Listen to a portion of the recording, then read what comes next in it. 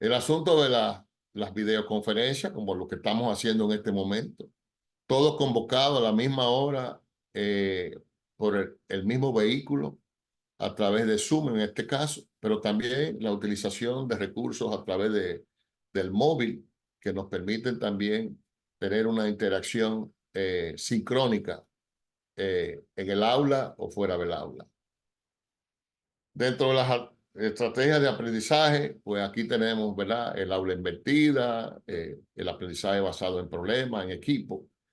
Y un elemento muy importante que aprendimos de la gente del TEC de Monterrey, el aprendizaje basado en proyectos, donde se coloca un proyecto en particular y se pueden juntar diferentes disciplinas para buscarle solución a ese proyecto. Por ejemplo, eh, nosotros en República Dominicana tenemos la situación del tránsito, y que cada vez se pone más pesado, más horrible, y pudiera ser una metodología, buscar a médicos, a salubristas, buscar a arquitectos, a ingenieros en carreteras, etcétera, etcétera, para buscarle la solución a ese proyecto.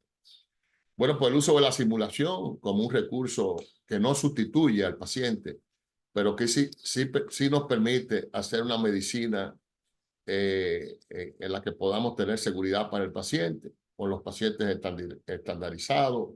Podemos sustituir cuando tenemos limitaciones de pacientes con videollamadas o con pacientes virtuales, los simuladores de parte y los simuladores de baja, mediana y alta fidelidad. El uso cada vez más del ultrasonido como método semiológico de exploración de los pacientes se está dando entre estudiantes, en personas normales y después en pacientes. Y fíjense que ya los modelos de alta fidelidad también vienen para poder aplicar la ultrasonografía como un elemento anexo. Dos grandes e importantes recursos, la realidad aumentada y la realidad virtual. Y tuvimos la oportunidad en Ascofame, en Colombia, de ver un recurso muy importante, y es tener un profesor invitado en el aula sin tener que viajar a través de un avatar, el famoso profesor a distancia vía un holograma, que también es un recurso que nos permitiría a nosotros tener un profesor de Colombia o de Argentina o de México presente con nosotros sincrónicamente al mismo tiempo sin tener que viajar. La ciberpsicología, que es un elemento que acabo de conocer recientemente y que utiliza la realidad virtual, la aumentada y la inteligencia artificial, y que en República Dominicana la Pontificia Universidad Católica Madre y Maestra está utilizando como un recurso, por ejemplo, para casos de agorafobia. Esos pacientes pues le colocan la situación en realidad virtual y lo colocan, por ejemplo, en las cosas que teme, como es montarse en un ascensor o en un autobús, y van evaluando la respuesta de los pacientes y, y canalizando hasta dónde deben llegar en la terapia, si tiene que suspender y hacer eso en 2 o 3 sesiones. Y me pareció muy interesante como un recurso para el manejo de patologías de salud mental. La inteligencia artificial, que como ustedes pueden ver en esta diapositiva, pues tiene sus ventajas y desventajas desde el punto de vista de la educación médica, y que sigue teniendo el gran reto de la parte ética a futuro. Finalmente, pues la movilidad de estudiantes y docentes, que es parte de un proyecto que tiene la FEPAFEM, que nos permite intercambio de experiencias, tanto de docentes como de alumnos. Aquí hemos tenido la experiencia que se llama el modelo Homestay Model, donde nuestros visitantes, estudiantes o residentes, se quedan con una familia dominicana. Y ahí, además de que pueden aprender la parte en el hospital o en la comunidad de medicina, cuando llegan a la casa tienen la parte cultural, espiritual y social. Sin duda, estas vivencias in situ nos permite conocer realidades distintas. Hay diferentes programas como el de la Federación Internacional de Estudiantes de Medicina, IMSA. Y como les dije, está en planes a futuro que el FEPAFEM, PAFAM, pues pueda también tener esa movilidad.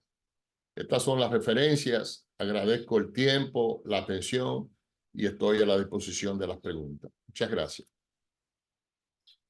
A usted las gracias, doctor Núñez, por su excelente presentación.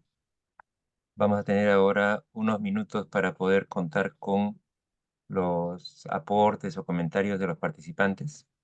Por favor, pueden levantar la mano y hacer uso del micrófono.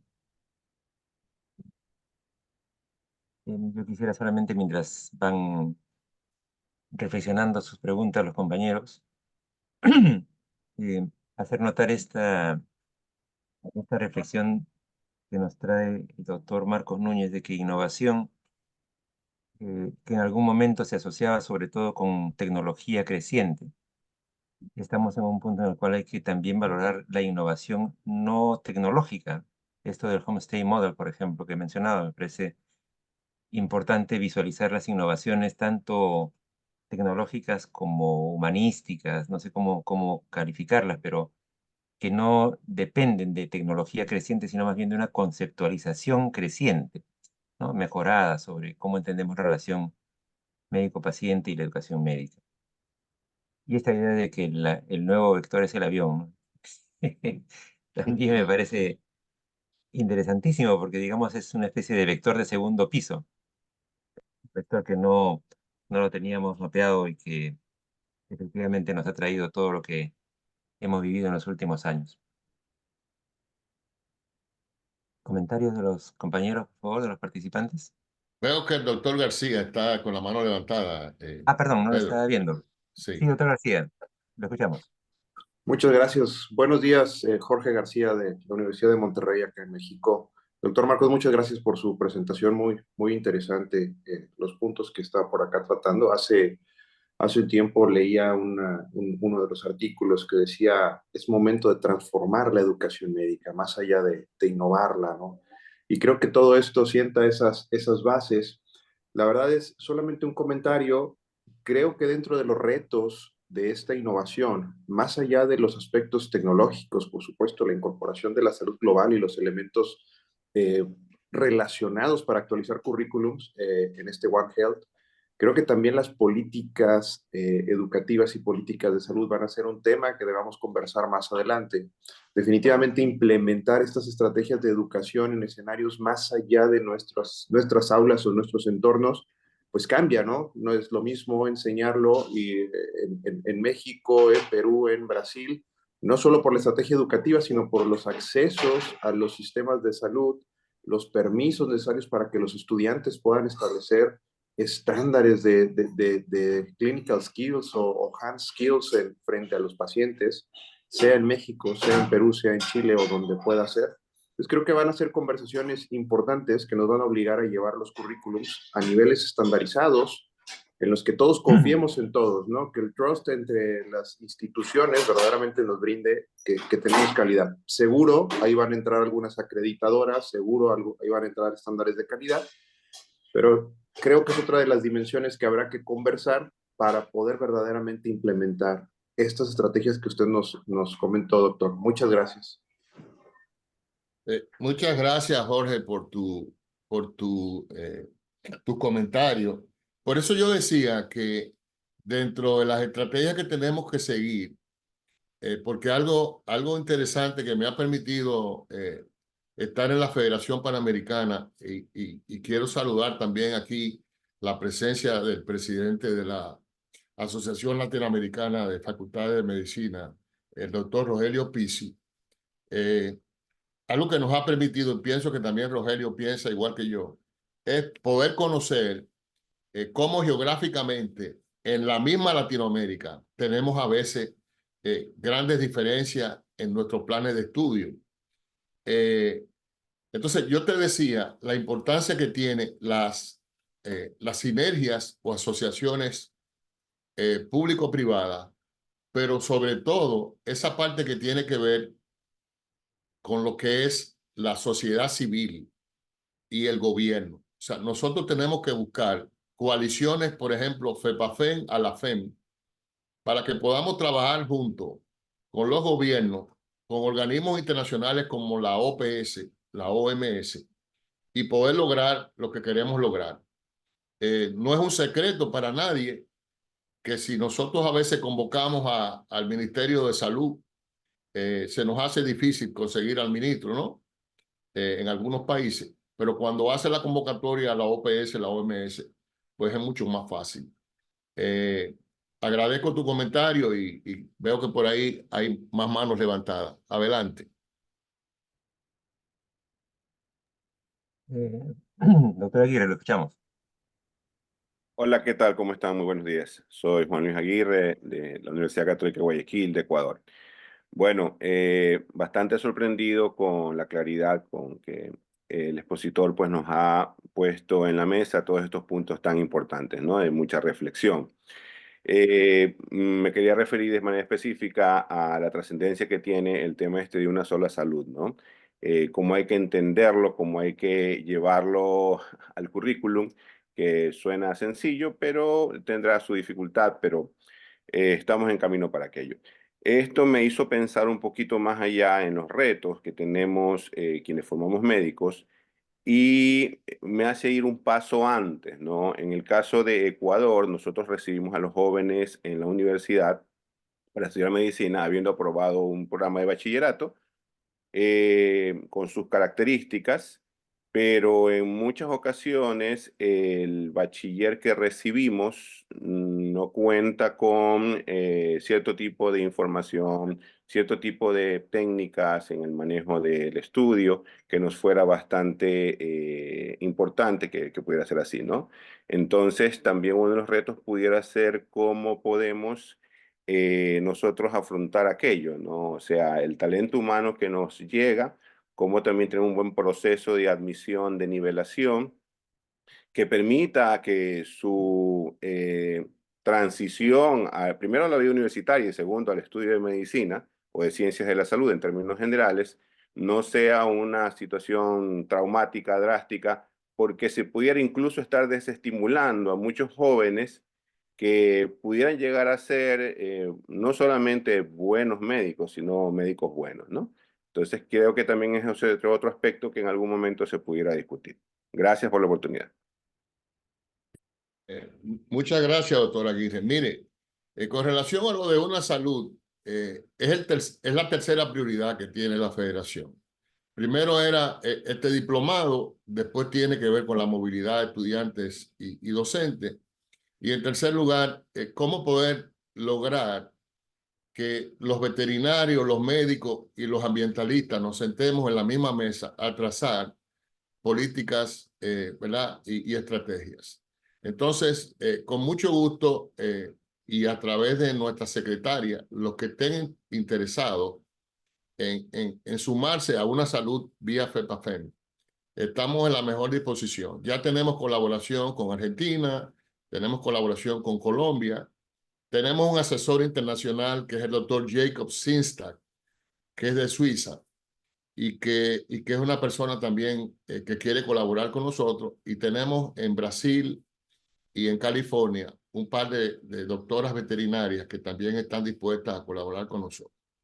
Con relación a lo que usted plantea, también es una realidad nuestra en República Dominicana, de que muchos de los que llegan al programa vienen de la escuela, del bachillerato, de la secundaria, y van a la universidad. Y yo he visto algunos modelos interesantes en México y en Argentina de cursos propedéuticos.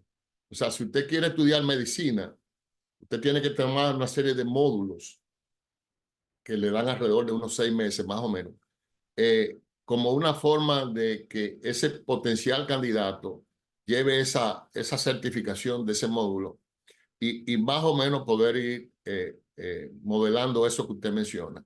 Lo otro es utilizar la parte de premédica que estamos forzados a tener para incluir dentro de la premédica una serie de asignaturas. Por ejemplo, la Universidad de Hofstra en Estados Unidos hace una capacitación como paramédico para todos los estudiantes de la premédica. Y yo creo que también es un elemento que nosotros pudiéramos sumar. Gracias.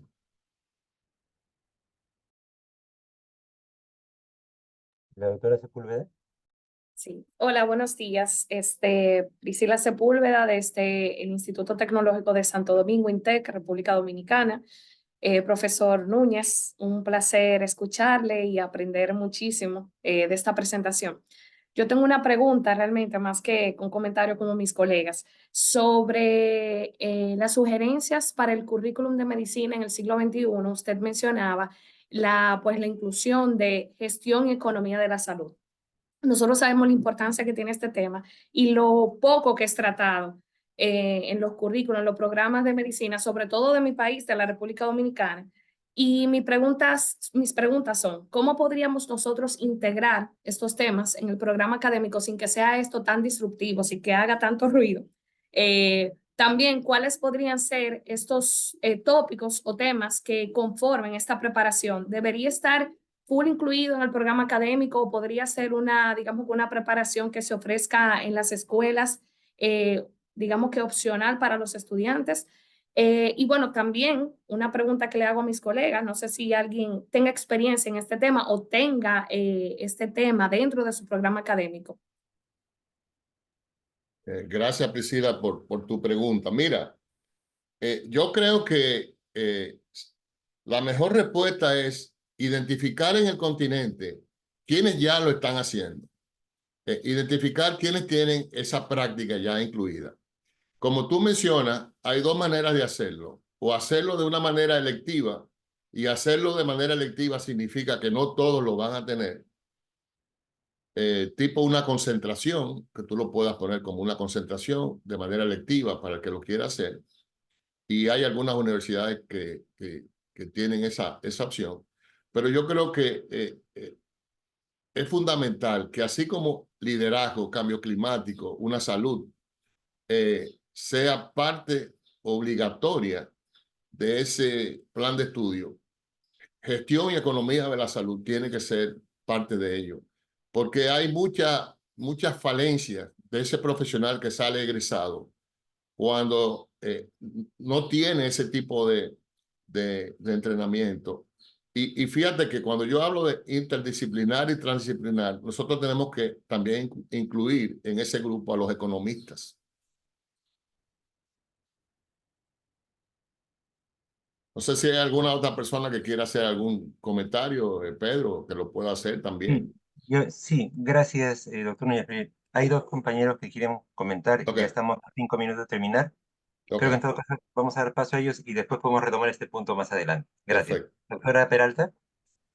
Muchas gracias, buenos días. Voy a ser breve porque ya no hay mucho tiempo, pero lo primero que quiero es comentar que estuve viendo la parte de innovación, que yo también al principio pensé que era siempre tecnología como todos, pero luego fui aprendiendo que es una forma diferente de hacer las cosas, hacerlo distinto, completamente diferente a cómo se hacía y a veces utilizar algo que ya existe pero de otra manera, aplicarlo en otra cosa. Eso también es innovación. Entonces, a veces tenemos herramientas, estrategias que tal vez la podemos implementar diferente y ya con eso podemos lograr innovación.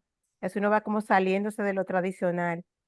Y lo otro es comentario, tomé el comentario que hizo el doctor Aguirre de la forma de los estudiantes y siento que un reto que tenemos nosotros también es la generación de estudiantes actuales y futuros que son diferentes a nosotros en muchísimas cosas y que nosotros como líderes en educación médica tenemos que aprender a conocerlos y aprender a ver cómo lo podemos ayudar. Entonces, es importante, siento que para nosotros es muy importante conocerlos mejor para poder utilizar todas aquellas estrategias que los van a ayudar. No podemos estar como de espaldas a una realidad que existe. Ese básicamente era un comentario que de hecho es un poquito preocupante también para mí porque es un gran reto. Pues era ese comentario. Muchas gracias por la oportunidad. Sí, el COVID-19 nos permitió, por ejemplo, cuando el doctor León era el presidente de FEPAFEM, tuvimos 2 webinars que algunos de los que están presentes recuerdan. Y eso nos permitió nosotros ver, por ejemplo, qué hacía Argentina, qué hacía Colombia, qué hacía Chile, qué hacía Estados Unidos durante la pandemia, en la cual no teníamos, nuestros estudiantes no tenían acceso en muchos países a poder ir al hospital o a continuar en la universidad su entrenamiento. Y esas mejores prácticas que nosotros vimos nos sirvieron a muchos de nosotros para poder hacer los ajustes. Y como dice la doctora, innovación también es hacerlo distinto y no necesariamente, como dice el doctor Pedro, no necesita de esa tecnología. Por ejemplo, cuando hablaba de simulación, además de los pacientes estandarizados o las personas que se aprenden un libreto, están también los de baja simulación. El tomar una muñeca, un muñeco, y pintarle los labios de color azul para que simule que ese bebé tiene una cianosis. Y eso no requiere de tecnología, sino simple y llanamente de imaginación. O sea que creo que la parte de innovación va mucho de la capacidad que tenemos los seres humanos de reinventarnos, ¿no?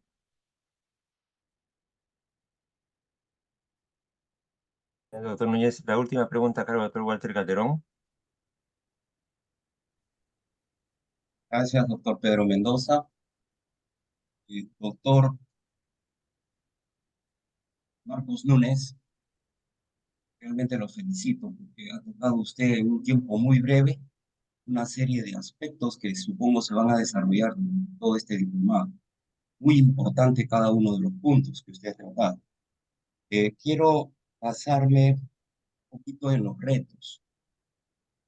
Nosotros, los docentes universitarios, vemos a los estudiantes cuando ingresan a la universidad. Y ahí empieza un gran reto, porque no sabemos cómo han llevado ellos, nosotros lo sabemos porque hemos llevado los estudios de primaria y secundaria, o sea, los preuniversitarios, de una manera muchas veces completamente diferente a los estudios que se van a llevar a la universidad. Entonces creo que ante este tremendo magma que usted nos ha dado en tantos retos, podríamos agregar uno más, que es la innovación del currículo desde el colegio, desde la escuela preuniversitaria, porque los estudiantes preuniversitarios pierden demasiado tiempo. Vemos cómo en la universidad a la cual enseño, la Universidad de San Marcos, vemos cómo los postulantes postulan 1, 2, 3, 4, 5, 6, 7 veces para poder ingresar, porque no han tenido una preparación adecuada en su universidad. Y una vez que ingresan, se sienten como que están en otro mundo.